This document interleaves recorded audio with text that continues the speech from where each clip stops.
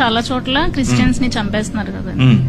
So చంపేసిన వెనకాల ఉన్న వాళ్ళకి ఎందుకు దేవుడు పనిష్ చేయట్లేదు? క్రిస్టియన్స్ ని చంపితేనే దేవుడు పనిష్మెంట్ ఇవ్వాలా, లేకపోతే ఎవరిని చంపినా ఇవ్వాలా?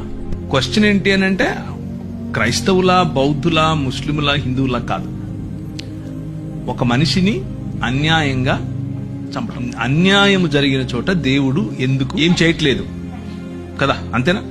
హబక్కుకు గ్రంథం అంతా ఇదే. The entire book of Habakkuk is this.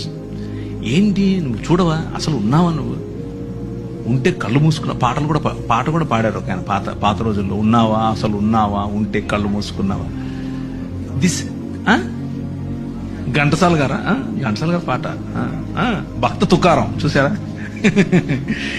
అందరు భక్తులకు ఇదే క్వశ్చన్, మీకొకరికే కాదు, ప్రపంచంలో ఉన్న అన్ని రకాల భక్తులకు ఇదే క్వశ్చన్.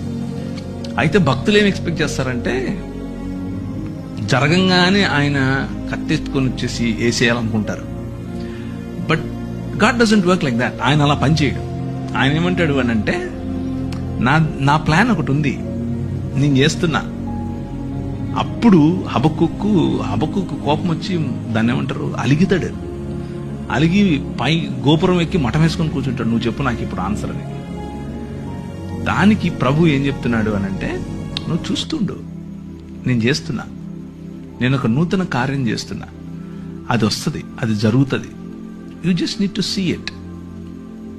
భక్తిహీనులు ఇలా అయిపోతే, భక్తిహీనులు అసలు భక్తి లేని వాళ్ళు మాకంటే తక్కువ నీతి పరులు వచ్చి మాకు బుద్ధి చెప్తారా అనేది ఆయన క్వశ్చన్. దానికి దేవుడు ఇచ్చేటటువంటి ఆన్సర్ ఏంటి అని అంటే,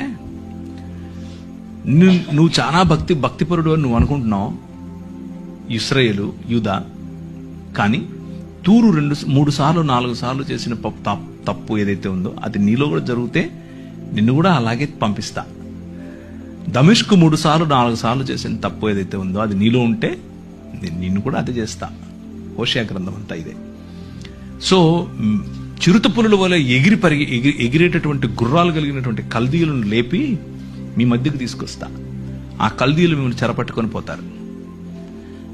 మేము హింసింపబడటం నీకు ఇష్టమా అని అడుగుతాడు ఈయన.